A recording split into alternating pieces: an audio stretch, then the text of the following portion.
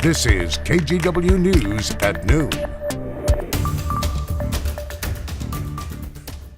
And I felt the bite. I didn't see the scissors at that time. I was just concentrating on the bite. But then as I'm reaching for his head so I can, subdue him, that's when I see the scissors. That's Peyton Thomas. He says over the weekend, a man yelling racial slurs bit him and attacked him with scissors. Today, in just a couple hours, the man accused of doing it is expected in court. Thank you for joining us here at noon. I'm Christine Pitawanich. Police are investigating the case as a hate crime. KGW's Sydney Dorner spoke to the man who says he was attacked. Saturday, Portland Fire and Rescue responded to a call of a man lighting clothing on fire at Northwest Gleason and 6th Avenue. Peyton Thomas says he was visiting a friend who works nearby when they noticed the man. About a third of the way into the block that we were on, he stopped and started lighting a fire. The man then started following an interracial couple, jogging after them like he's really trying to attack them. And the guy, thankfully, turned around and looked and saw him, and him and the female took off running.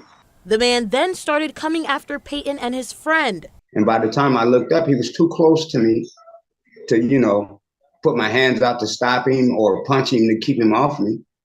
So the only thing I could do is resort to my military training and self-defense combat, and grabbed him and slammed him to the ground.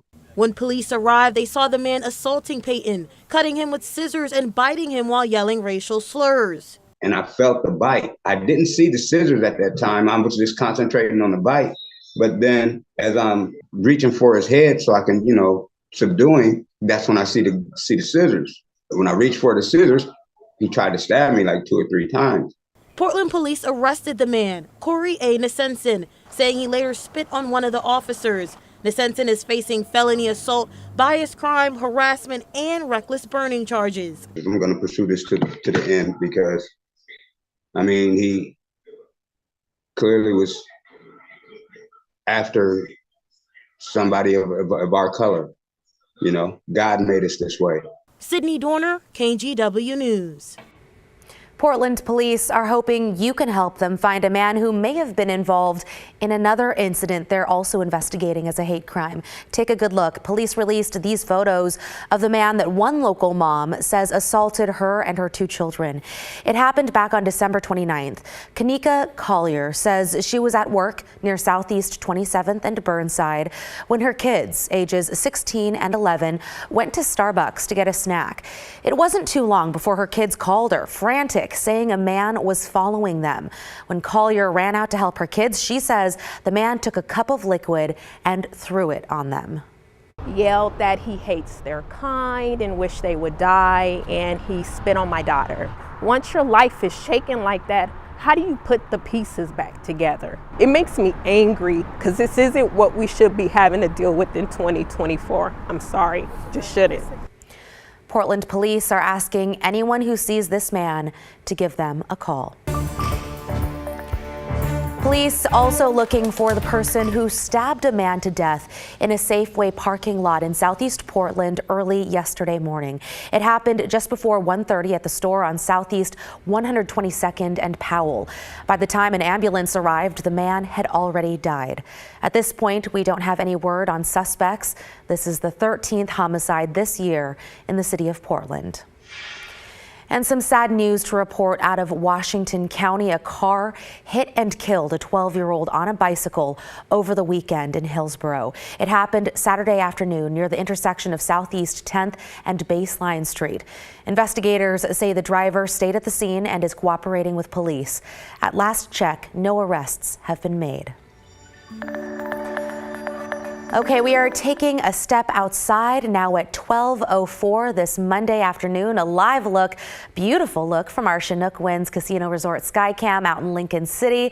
Looking very picturesque this nice Monday. With that, let's send it over to Chris in the Weather Center. Chris, feeling pretty mild out there. Yeah, it is certainly mild. Maybe in the ballpark of where we were yesterday, not quite 58 yesterday with the high at PDX, and we're already 54 right now as we look live over downtown Portland. We are trying to poke some holes in that cloud cover. It's been stubborn today, as we thought it would be. So kind of sun breaks and clouds is the flavor of our noon hour. 54 right now at PDX. We're in the 50s elsewhere across the region. 52 Scappoose, 54 in Sherwood, and as we slip south into the Willamette Valley, some upper 40s still hanging on in Salem and Corvallis, or excuse me, Albany or in Corvallis.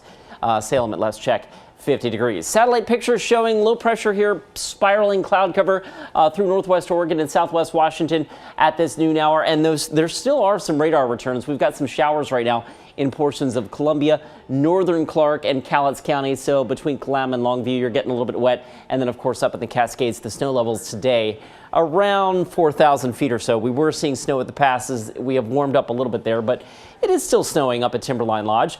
None of that in the Willamette Valley this afternoon, thankfully. We'll be in and out of the cloud cover the remainder of the day, and the temperature's kind of hovering, I think, in the mid-50s. Sunset, by the way, at 5:33. I thought I'd point this out, Christine. The days are getting just a little bit longer. We are adding nearly 3 minutes of daylight each day. The sunset tonight, as we mentioned, 5:33. So even though we are still in the middle of winter, the days are getting a little bit longer. It's nice to see that. Your 7-day forecast comes up in just a few. 3 minutes of extra daylight. I'll Almost. take it. Okay, Yeah. Thanks, Chris. So what do you think about the parking in downtown Portland? Soon, you might have to pay more for it. The Portland Bureau of Transportation is looking to cover a $32 million deficit, in part by charging people more money to park their cars. So here's the idea. It includes a 20-cent hike in credit card fees for parking meters. The Bureau says it would also hire 28 new parking officers to help with enforcement. But it doesn't sound like PBOT officials and Portland Mayor Ted Wheeler are on the same page about how the plan would impact people. It would be a very important and less than painful pinch point for people than I believe is anticipated or expected. At the household level, people definitely take that into account, and we can agree to disagree. But the reality is Portland is becoming a very expensive place to live. PBOT has until this Friday to submit a final request. Then it'll be up to Mayor Ted Wheeler and City Council on whether to give the go-ahead. There is a special election on tap tomorrow for voters in Washington. What's on the ballot depends on where you live. The top issues in Clark County, for instance, include levies for the Battleground, Camas, and Woodland school districts. In all three districts, voters are being asked to fund technology, health, and safety improvements.